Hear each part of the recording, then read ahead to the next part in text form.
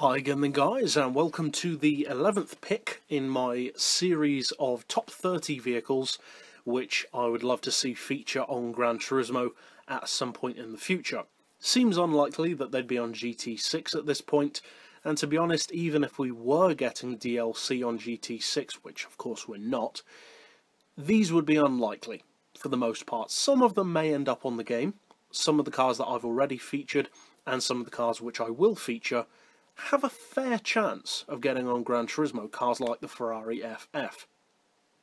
But others are considerably more obscure. GranTurismo used to do that kind of car quite well. We used to have quite a few obscure cars, especially the older and further back you go with GranTurismo. This car is relatively obscure to non-racing enthusiasts, but to Formula 1 enthusiasts, you probably already know all about this car. It's a 1993 Formula 1 car. It's a Williams. It uses a Renault engine, a naturally aspirated 3.5 litre V10, and it's called the FW15C. There was a range of FW Formula 1 models, and they were very technically advanced. They use systems like ABS, which is rare in the Formula 1 to say the least, advanced suspension, transmissions, etc., making them significantly superior in all-round technology to many of the other cars on the grid. They even gave Schumacher, Senna, etc. great runs for their money around multiple circuits. Williams, though, decided to make one model in particular which was far more unique than any of the others, and this is the model which I would like to see on the game, and this is the test version, which used a CVT gearbox, or for Americans, a CVT transmission. And for those who are unfamiliar with the CVT, I have featured it on the channel before in my Appreciation of Innovation series under a video, funnily enough, discussing this very car. That video, though, wasn't from the point of view of adding it to a GranTurismo game, so there are some different points to taking into consideration.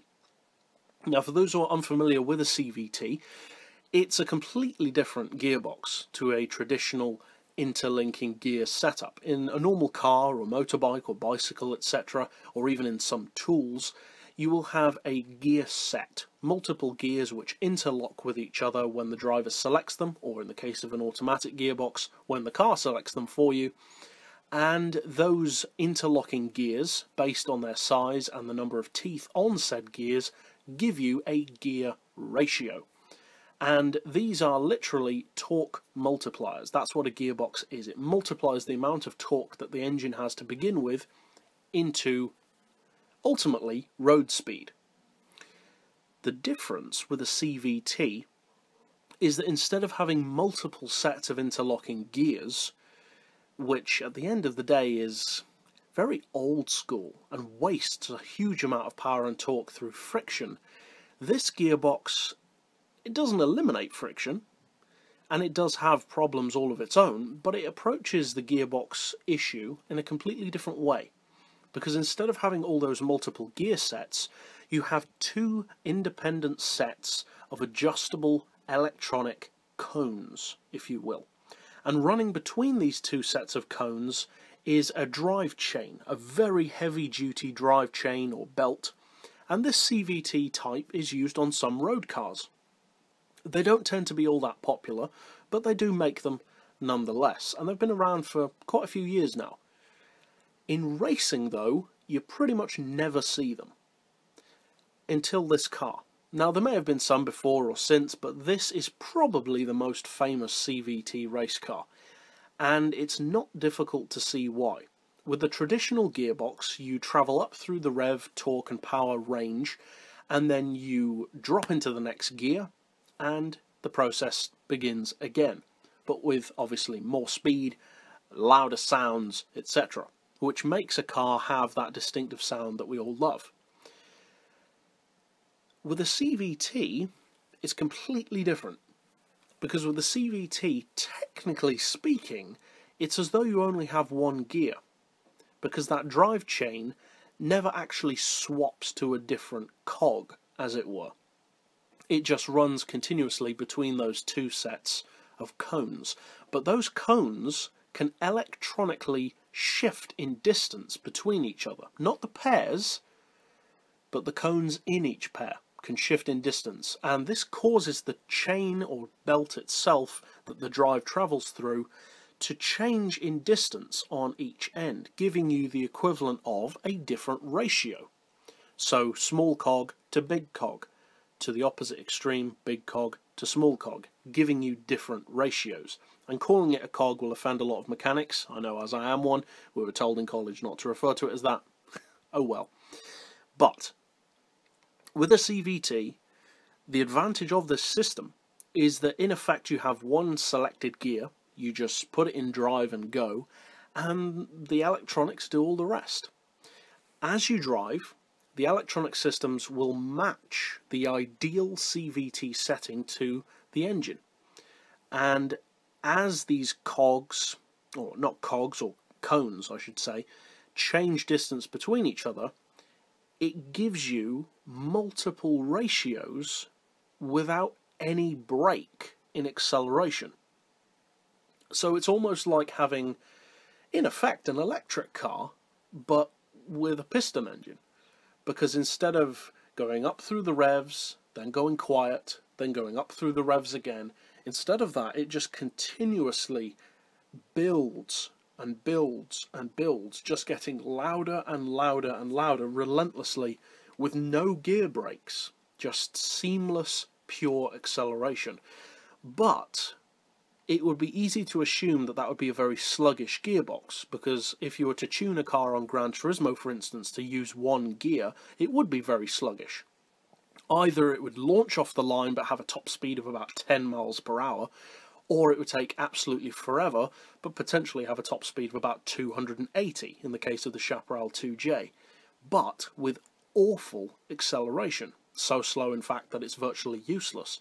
A CVT doesn't do that, because with a CVT it's almost like you have around 50 gears, or even more, but you never actually have to change through them, because the gears are constantly changing in ratio for you, giving you the equivalent to having all those gears, but within, in effect, one gear that just constantly builds to the perfect ratio for that particular moment. And that works both ways, going up and going down through corners. It also gives the car a very unique sound. You don't have any of those gearbox or gear selecting breaks in sound. It's just a continuously building sound, which is incredible. It sounds like nothing else, especially within Formula 1. And the results in testing were incredible. The car was, I've heard it bandied about, multiple seconds faster per lap than the traditional 6-speed version of the same car. Unfortunately, the rules were changed so that the CVT was not allowed to be used, and from what I was able to research, I don't believe the CVT version ever actually raced. I may be wrong, but I don't believe it ever had the chance, and that's a real shame. We could, however, have the chance of using it on GranTurismo, and imagine having a car like that which never actually changes gear but sounds as awesome as a traditional Formula 1 car, combined within one machine. It would almost be like having an electric car with the soundtrack of a V10, and without the top speed disadvantage. Potentially an incredible vehicle. It would probably be expensive. It's considerably aged F1 model now, 1993, but as far as F1s go, that puts it at a similar age to Senna's Lotus. That's a 3 million credit car. This car could possibly cost around the same. I would personally like to see it cost more in the region of 4 or 5 million due to how awesome the gearbox tech is, and the fact that to this day there are many F1 fans that still consider the 15C to be the most technically advanced Formula 1 car ever made. So it certainly deserves a big price. As far as it getting on GranTurismo Sport or GT7 or any GranTurismo, the chances, I must admit, are slim. Or that's the way it would seem to me anyway. As far as Formula 1 cars go, it's a very, very important one, historically speaking. So if Polyphony were to put more effort into Formula 1 cars on GranTurismo, it would certainly be a very good candidate. alongside the Brabham BT46B, which I've already featured, and another Formula 1 car which I'm going to feature in the future of the series. But for now, I believe the FW15C would be an incredible addition to the game, not necessarily as a straight line machine, although it certainly wouldn't be slow, but particularly around the track. It would be incredible. Ultra high PP, ultra high potential for racing around the track. Not necessarily the best of gearbox tuning, because there's not really much to work with in terms of top speed or acceleration potential. What you get is pretty much what you get. But we could potentially adjust the suspension and downforce, which still affects top speed and acceleration greatly. And no matter what, it's guaranteed to be an incredibly quick car.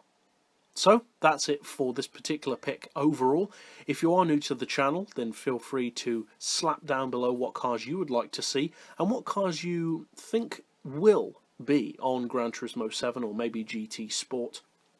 As far as this selection goes, this car would actually seem quite appropriate to be on GT Sport, given how geared towards motorsport that game seems to be. But who knows? I doubt that it will be on a Gran Turismo game, but at the same time, I deeply hope that it will, and I have no doubt that other F1 fans would feel a similar way. But, as I said, that's it overall for this pick. I'll see you guys next time, and as always, thanks for watching.